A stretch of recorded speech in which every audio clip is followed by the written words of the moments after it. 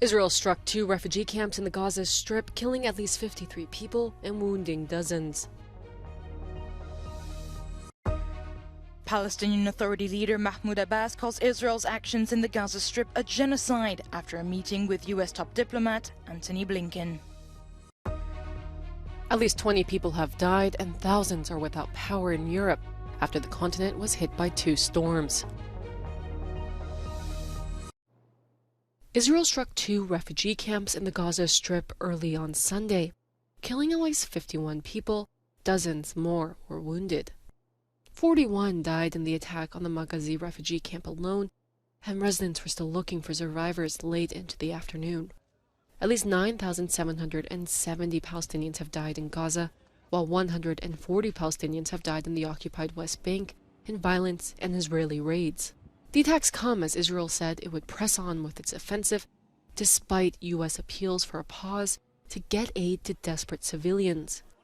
In recent days, Israel has allowed more than 70 trucks with aid to enter the Strip through the Rafah crossing, but the UN says it's not enough, as the average Palestinian in Gaza is living off just 2 pieces of bread a day.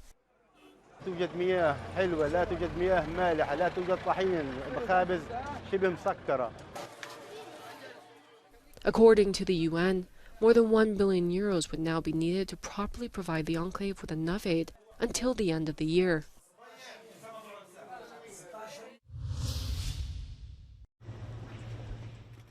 A high-security surprise visit to the occupied West Bank by U.S. Secretary of State Antony Blinken. There, Mahmoud Abbas, leader of the Palestinian National Authority, told him a genocide was unfolding in Gaza by Israel, as Blinken warned against the forced displacement of Palestinians from the Gaza Strip. Washington had proposed localized pauses in fighting to allow in humanitarian aid. Israel's Prime Minister Benjamin Netanyahu rejected this when he met with Blinken on Friday. The trip also comes on the back of 2 stops in Jordan and Israel days earlier. Despite the secrecy once word of the visit got leaked, protests erupted in the West Bank to denounce Blinken's presence and the U.S.'s support of Israel. Later, the American diplomat is due to travel to Ankara to meet with Turkish counterpart and perhaps meet President Erdogan on Monday. In several European countries, anti-Semitic attacks have risen sharply since the war broke out in the Middle East. Islamophobic attacks have also risen, but not as much. In one incident in Vienna, the Israeli flag was torn down from the city's main synagogue, and there are also reports of direct attacks on Jewish people. Jüdische Schüler zum Beispiel, die dann drangsaliert werden, die für den Nahostkonflikt verantwortlich gemacht werden und gemobbt werden mit antisemitischem Hintergrund. Wir haben einiges an Sachbeschädigungen, wie zum Beispiel das Zerschlagen der Scheibe an einer jüdischen Fleischerei und das Wegrennen dieser Person arabisch schreien oder bis hin zur Sachbeschädigung, wo ganz bewusst die israelische und nicht die österreichische Flagge heruntergerissen wurde. Natürlich hat das Symbolwirkung, das schmerzt, das verunsichert natürlich auch nochmal die jüdische Gemeinde als Ganzes. Anti-Semitic incidents in Austria have tripled compared to the same period last year, according to the Community Security Trust, a Jewish charity. And it's reported that incidents have more than doubled in Germany and more than tripled in the UK. Wie andere EU-Länder auch stationiert Österreich vermehrt Sicherheitskräfte vor jüdischen Einrichtungen. Zudem fordert das Innenministerium, Messenger-Dienste wie WhatsApp überwachen zu dürfen, um mögliche Terrorangriffe zu verhindern. Österreichs Polizei habe hier EU-weit die wenigsten Befugnisse. Last week, the director of the EU Agency for Fundamental Rights warned that anti-Semitism is a deeply ingrained racism in European society. Austria, France, Germany and the UK have now all stepped up their protection of Jewish schools and synagogues. Moldovans went to the polls on Sunday for local elections taking place alongside fears that Russia is trying to undermine the vote. The country sits next to Ukraine, and one of the main issues dominating this campaign trail is the possibility of Moldova's membership to the bloc. Așteptări bune, cursul european și cu Doamne ajute. Așteptăm să fie mai bine. Că cam nu prea trăiește cum scade, să spunem așa, slăbuți. Unii predau, alții mai puțin. Vor aplica ștampila cu mențiunea. 2 days ahead of the election, Moldova's prime minister banned candidates from the pro-Russia Chance Party after the country's national intelligence agency alleged Moscow tried to influence the electoral process via the party. Some 600 candidates were affected. Sunday's ballot will elect nearly 900 mayors and 11,000 local councillors for a 4-year term.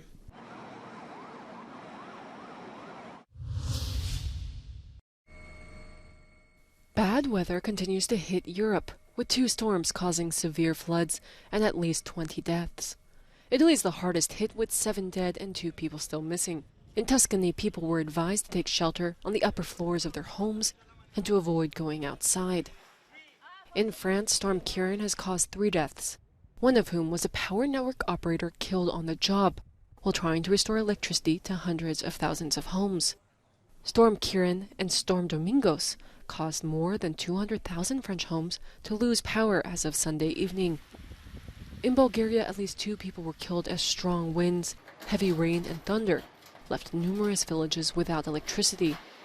A code orange warning of dangerous weather was issued for every district in the country. Another code orange warning was issued for the Adriatic coast due to heavy rains that caused flash floods and possible thunderstorms. In early summer, hopes were high that Ukraine's counteroffensive would be both quick and effective. Its army was previously regaining lost territories rapidly. But the front line has barely moved since June, with the Ukrainian military retaking an estimated 400 square kilometers, an area smaller than the size of London. While Kyiv has been waiting for more supplies and preparing to counterattack, Russia has built up strong fortifications that are proving efficient. And after months of requests, Western allies should soon be delivering fighter jets to Ukraine. Le non-succès relatif vient surtout du fait que l'Ukraine ne peut pas frapper dans la profondeur stratégique de la Russie. Les avions de combat, ils ne seront opérationnels qu'au printemps l'année prochaine. Et encore une fois, quand je dis qu'on ne peut pas frapper dans la profondeur du territoire russe, c'est tout simplement une limite, une contrainte qui a été donnée par les Occidentaux dès le début du conflit, qui ont bien dit que le conflit ne devait pas s'étendre sur le territoire russe. Ukrainian forces will have to push through the winter with the weapons they have, all the while knowing that Russia could use this time to launch a fresh offensive. Russia, I think, is going to do what it did last year and try to pummel Ukrainian cities, Ukrainian infrastructure, power plants to try to take out the power. What Russia is hoping to do is, I think, deplete Ukrainians' will, but also deplete Ukraine's air defenses such that Ukraine has to make a choice between defending its forces in the front or defending its cities. For now, Ukrainian authorities are anxiously waiting for the U.S. to renew its financial aid package. The 50th security package is expected to be around 400 million euros. President Joe Biden launched an urgent mission last month to get Americans behind billions more dollars in spending for Ukraine and Israel, using a rare Oval Office speech to say U.S. backing is critical for the 2 major allies. On a besoin de savoir pourquoi les dossiers sont refusés. Est-ce que ce sont des suspicions de séparatisme? Est-ce que ce sont des problèmes de niveau scolaire? Est-ce que ce sont des problèmes religieux, de radicalisme quelconque? On veut connaître les chiffres pour pouvoir les étudier tous ensemble. Yalil, a father of 2 homeschooled daughters and spokesperson for the non-selective movement, is angry at the French law on education passed in 2021 that aims to restrict homeschooling in the country. Le ministre de l'Intérieur et sa ministre déléguée présenteront un projet de loi qui visera à renforcer la laïcité, à consolider les principes républicains. J'ai pris une décision. L'instruction à domicile sera strictement limitée, notamment aux impératifs de santé. Every year, around 60,000 children are homeschooled in France. However, this could change as parents are now facing new regulations. Maintenant, c'est un système d'autorisation. Le problème, c'est il y a 4 cas de figure. Il y a l'état de santé de l'enfant, la pratique d'activités sportives ou artistiques, l'itinérance de la famille et ce dernier alinéa qui est quand même assez flou juridiquement puisque c'est l'existence d'une situation propre à l'enfant motivant le projet éducatif. Hundreds of families have seen their requests denied and they feel stigmatized by the government, which views homeschooling as a potential source of radicalization and separatism. Nous sommes attachés au respect du principe de la République et nous regrettons que les gens qui ont écrit et voté cette loi ne soient pas tout autant. Le principe de la République, que nous avons validé d'ailleurs par plusieurs chartes, notamment de droit international, c'est de respecter l'intérêt supérieur de l'enfant, de prendre en compte ses volontés et sa parole. Yalil has decided to not enroll his daughter in school, even though his request for homeschooling was rejected. At least 42 families have decided to do the same and join the Free Childhood Association. Ça veut dire refuser une loi, s'opposer à l'application d'une loi qui nous semble injuste, dans le but d'obtenir un changement. Nous, ce qu'on revendique, c'est le retour au régime déclaratif. The Freedom Education Association has brought the issue before the United Nations. In response, the UN has urged France to uphold the International Covenant on Economic, Social and Cultural Rights, which states that parents have the freedom to choose the way their children are educated. Novak Djokovic has won a record-extending 7th title at the Paris Masters on Sunday with a 6-4, 6-3 win over Grigor Dimitrov in the final.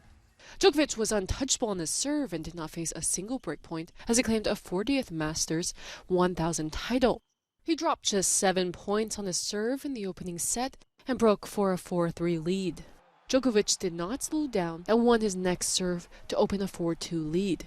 He broke again in the 9th game as the last backhand from Dimitrov sailed out of bounds.